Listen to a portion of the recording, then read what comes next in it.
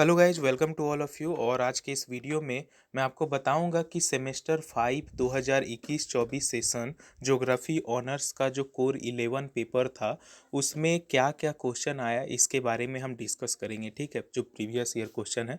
तो सबसे पहले क्या है कि जो टोटल जो है 4 क्वेश्चन बनाना था, जिसमें क्वेश्चन नंबर 1 जो है बनाना ज़रूरी था और बाकी दूसरा से 8वां क्वेश्चन तक जो है कोई भी 7 क्वेश्चन में जो है कोई भी 3 क्वेश्चन बनाना था। ठीक है, तो जिसमें सबसे पहला जो क्वेश्चन है उसमें सारा जो है ऑब्जेक्टिव क्वेश्चन था, बाकी 2 से क्वेश्चन नंबर 8 तक जो 7 क्वेश्चन है उसमें जो है सारा सब्जेक्टिव क्वेश्चन था। तो क्वेश्चन नंबर 1 क्या था कि मानव भूगोल का जो प्रथम प्रस्तावक कौन था। ठीक है, मानव भूगोल का प्रथम प्रस्तावक कौन था, यानी कि who was the first proponent of human geography. तो इसका राइट आंसर क्या हो जाएगा? तो ऑप्शन दिया था रेटजेल, हम्बोल्ट, हेरोडोटस और हंटिंगटन।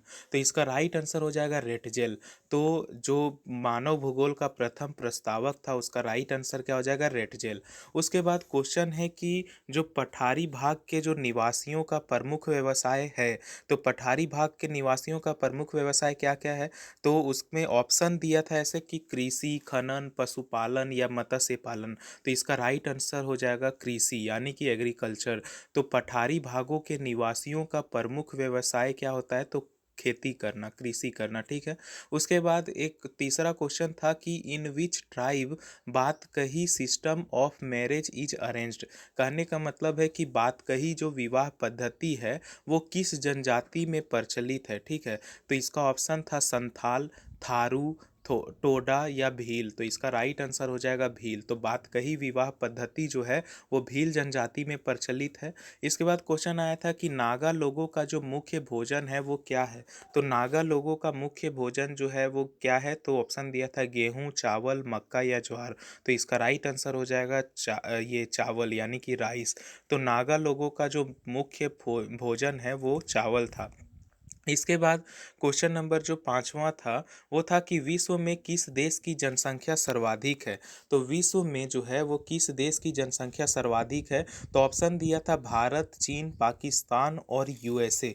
तो ऐसे तो इसमें ये नहीं बताया था कि किस जनगणना के अनुसार, क्योंकि लास्ट जो है 2011 का जनगणना हुआ है, उसके बाद जो है उस समय तो जनसंख्या चीन का ज़्यादा था। लेकिन अगर हम वर्तमान समय की बात करें तो अभी के टाइम में जो है भारत जो है चीन से भी आगे निकल गया है और विश्व में जो भारत जो देश है वो हमारा जो देश है वो जनसंख्या में सर्वाधिक है। ठीक है, उसके बाद जो छठा क्वेश्चन था कि एक राज्य से दूसरे राज्य में होने वाला जो प्रवासन है वो कहलाता है। तो एक राज्य से दूसरा राज्य में अगर प्रवासन होता है, यानी कि जो प्रवासन मतलब क्या, आना जाना यानी कि आवागमन होता है, तो उसको क्या कहते हैं? तो उसको अंतर्देशीय प्रवसन कहते हैं। क्या कहते हैं?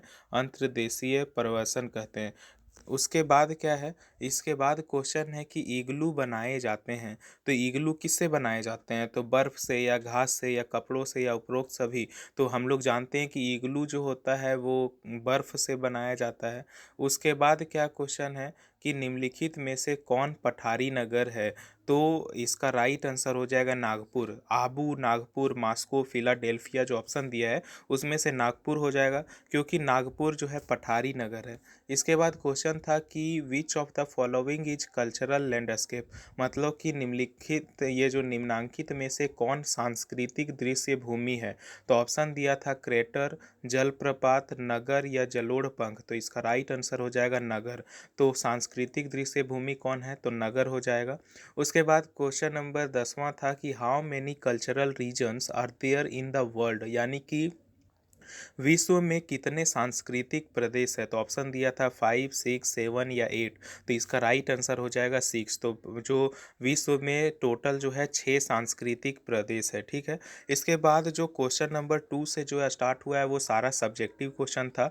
तो क्वेश्चन नंबर 2 में जो है वो टोटल जो है वो 5 क्वेश्चन दिया था, जिसमें से कोई 3 बनाना था। तो क्या क्या दिया था? मानव भूगोल की संकल्पना, यानी कि कॉन्सेप्ट ऑफ ह्यूमन ज्योग्राफी। उसके बाद बाद दिया था संभववाद यानी कि पॉसिबलिज्म। उसके बाद दिया था डेफिनेशन ऑफ रेस यानी कि प्रजाति की परिभाषा, और दिया था ओवर पॉपुलेशन यानी कि जनाधिक्य। उसके बाद एक और दिया था रूरल सेटलमेंट पैटर्न यानी कि ग्रामीण अधिवास के प्रतिरूप, तो इसको छोटा छोटा में लिखना था। उसके बाद बाकी जो था वो 15-15 नंबर का क्वेश्चन था। क्वेश्चन क्या था तीसरा, कि critically examine the environmental determinism यानी कि पर्यावरणीय निश्चयवाद का आलोचनात्मक परीक्षण करे। उसके बाद क्वेश्चन नंबर 4 था कि discuss the man and environment relationship यानी कि मानव एवं पर्यावरण के संबंधों की विवेचना कीजिए। उसके बाद एक और क्वेश्चन आया था कि discuss the socio economic activities of Oraon tribe यानी कि उराव जनजाति के सामाजिक आर्थिक क्रियाकलापों का विवरण दीजिए। उसके बाद क्वेश्चन नंबर 6 आया था कि explain the different factor which are responsible for migration यानी कि मानव प्रवास को प्रभावित करने वाले विभिन्न कारकों की व्याख्या करें।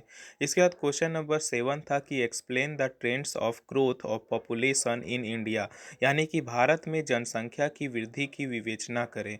उसके बाद क्वेश्चन नंबर 8 था कि explain the different problems of the urban settlement यानी कि नगरीय अधिवास के विभिन्न समस्याओं की विवेचना करें या चर्चा करें। तो ये क्वेश्चन था, यानी कि ये टोटल 8 क्वेश्चन था जो कि इम्पोर्टेंट था। वो नेक्स्ट एग्ज़ाम में भी इन्हीं सब से जो है क्वेश्चन लगभग आता है। तो अगर आप इतना भी पढ़ लेंगे तो आपका जो है कम से कम 2-3 क्वेश्चन तो आराम से मिल जाएगा। तो प्रीवियस ईयर इसीलिए बहुत ज़्यादा इम्पोर्टेंट है। तो अगर वीडियो अच्छा लगा हो तो वीडियो को लाइक करें, कमेंट करें और चैनल को सब्सक्राइब कर ले। Thank you.